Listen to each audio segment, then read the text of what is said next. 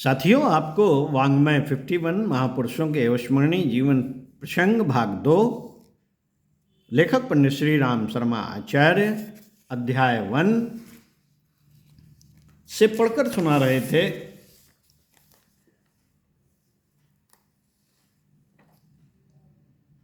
शौर्य और साहस के दृढ़ स्तंभ सरदार वल्लभ भाई पटेल के बारे में पिछले वीडियो में पढ़कर सुनाया था।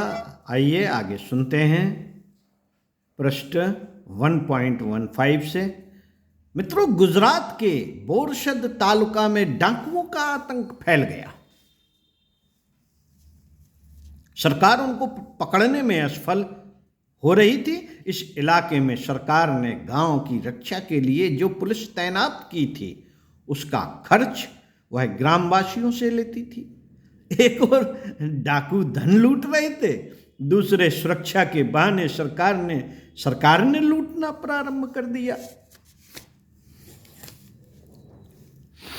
इस दोहरी मार से त्रस्त होकर जनता ने सरदार वल्लभ भाई पटेल की याद की। जनता पर भयानक संकट का समाचार पाते ही बिना किसी भय अथवा विलंब के बोरसद जा पहुंचे। अपने विश्वस्त एवं वीर नेता को अपने बीच पाकर जनता का साहस बढ़ गया।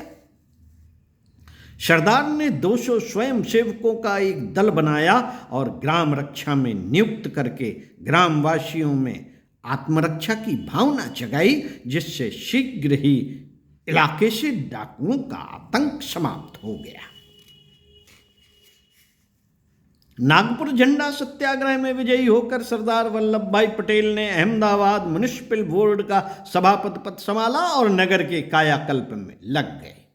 उन्होंने मोहल्ले मोहल्ले गली गली घूमकर जनता को सफाई का महत्व बताया तथा स्वयं ने भी नगर की सफाई के कार्यक्रम में भाग लिया, जिससे नगर की सारी गंदगी दूर हो गई और जनता में सफाई की एक स्थायी चेतना जागृत हुई। इस काल में उन्होंने बच्चों की प्रारंभिक शिक्षा की ओर विशेष रूप से ध्यान दिया और नगरपालिका की पाठशालाएं खुलवाईं तथा बच्चों के स्वास्थ्य की देखरेख का प्रबंध किया। सरदार वल्लभ भाई पटेल के अहमदाबाद नगरपालिका के सभापतित्व काल में गुजरात में भयंकर बाढ़ आ गई। गांव के गांव बह गए, लोगों के घर तबाह हो गए। जगह जगह जनता असाध्य परिस्थितियों में फंसकर भूखों मरने लगी। ज्यों ही सरदार पटेल को इसकी खबर लगी, वे 2000 स्वयं सेवक लेकर बाढ़ पीड़ित क्षेत्र में जा पहुंचे और लोगों को अपनी सेवा तथा सहायता से सांत्वना देने लगे। सरदार अपने स्वयं सेवकों के साथ पानी के बीच फंसे मनुष्यों तथा पशुओं को बचाने के लिए बिना किसी साधन के स्वयं तैर कर जाते और उनको निकाल कर बाहर लाते। इस प्रकार वे अपने महान जन सेवा की भावना के बल पर हजारों जीवों के प्राण बचाने में सफल हुए। अभी बाढ़ के प्रकोप से गुजरात की जनता की रक्षा करने की व्यस्तता कम न होने पाई थी कि तब तक अकाल तथा भुखमरी से मरती हुई जनता ने अपने सहायक तथा निष्काम सेवक सरदार वल्लभ भाई पटेल को पुकारा। बिना एक क्षण का विलंब किए सरदार पटेल अकाल पीड़ितों की सहायता के लिए चल पड़े। बाढ़ के समय सरदार की सच्ची सेवा देखकर सरकार ने अपना विरोधी होने पर भी 1.5 करोड़ रुपए की धनराशि अकाल पीड़ितों की सहायता के लिए सरदार पटेल के ही हाथ में दी, जिसका समुचित उपयोग कर सरदार ने शीघ्र ही अकाल पर नियंत्रण कर लिया। इसके अतिरिक्त जो उन्होंने 3 लाख रुपए स्वयं चंदा किया था, उसका भी एक एक पैसा खर्च कर नंगे भूखों तथा बेघरवार व्यक्तियों के लिए अन्न, वस्त्र तथा मकानों का प्रबंध किया। अनवरत प्रयत्नों के धनी सरदार पटेल जिस काम में भी लग जाते थे, पूरा किए बिना चैन न लेते।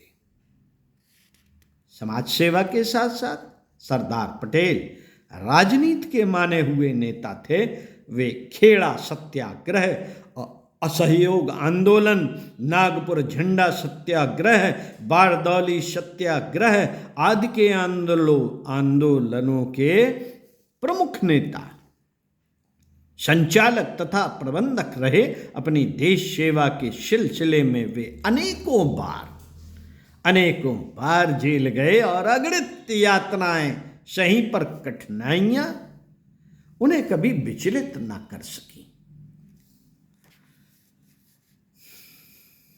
साथियों, कुछ प्रसंग हैं सरदार पटेल जी की, आइए सुनते हैं। घटना सन 1935 की है। सरदार वल्लभ भाई पटेल एक लंबी सजा काटकर कारावास से लौटे ही थे। उनका स्वास्थ्य बहुत खराब हो गया था और नाक में बेहद पीड़ा हो रही थी। चिकित्सकों ने तुरंत ऑपरेशन का परामर्श दिया और उसकी तैयारी होने लगी। तभी उन्हें बोरसद में फैली महामारी की सूचना मिली और यह भी पता चला कि सरकार कोई ध्यान नहीं दे रही है और लोग बुरी तरह मौत के मुंह में जा रहे हैं। बस फिर क्या था? सरदार अपनी पीड़ा भूल गए और बोरसद की ओर दौड़ पड़े। शल्य क्रिया के सारे उपक्रम जहां के तहां रह गए। साथियों, शुभचिंतकों और श्रद्धालुओं ने उन्हें वैसी दशा में महामारी क्षेत्र में न जाने के लिए सलाह दी, किंतु पर दुख कातर सरदार भला कब रुकने वाले थे। घटना सन 1946 की है। बंबई बंदरगाह के नौसैनिकों ने विद्रोह का झंडा खड़ा कर दिया। अंग्रेज अधिकारियों ने उन्हें गोली से भून देने की धमकी दी थी। साथ ही भारतीय नौसैनिकों के जवाब में उनको खाक कर देने की चुनौती दे रखी थी। बड़ी भयानक स्थिति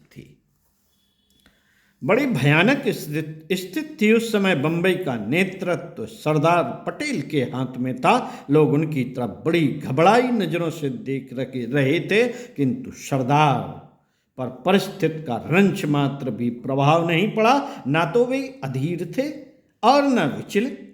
बंबई के गवर्नर ने उन्हें बुलाया और काफी तुरसी दिखाई। इस पर सरदार ने शेर की तरह दहाड़ कर गवर्नर से कह दिया कि वह अपनी सरकार से पूछ ले कि अंग्रेज भारत से मित्रों के रूप में विदा होंगे या लाशों के रूप में। अंग्रेज गवर्नर सरदार का रौद्र रूप देखकर कांप उठा और फिर उसने कुछ ऐसा किया कि बंबई प्रसंग में अंग्रेज सरकार को समझौता करते ही बना। मित्रों, आपको जनरल हेम्बर्टो डेलगाडो के बारे में पढ़कर बताएंगे अगले वीडियो में। सरदार वल्लभ भाई पटेल के प्रसंगों को, उनके विषय में आपने पढ़कर सुना। इस पर स्वाध्याय, सत्संग, चिंतन, मनन करने का क्रम बनाते हुए हम आपसे निवेदन करते हैं कि कुछ अच्छा पढ़िए, कुछ अच्छा सुनिए और स्वस्थ रहिए, व्यस्त रहिए, मस्त रहिए, मुस्कुराते रहिए और हंसते रहिए। जीवन का क्या है? जीवन तो आता है, जाता है। परिस्थितियों का क्या है? बनती हैं, बिगड़ती हैं।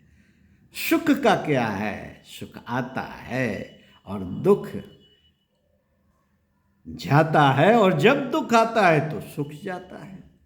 ये स्थितियां बनती बिगड़ती रहती हैं। हमें अपने लक्ष्य के प्रति समर्पित रहना चाहिए। महापुरुषों को पढ़ते रहना चाहिए, सुनते रहना चाहिए और एकांत के क्षणों का आनंद लेते रहना चाहिए। इन्हीं विचारों के साथ आपसे विदा लेते हैं। ओम शांति। अगले वीडियो में फिर मिलते हैं आपसे। धन्यवाद।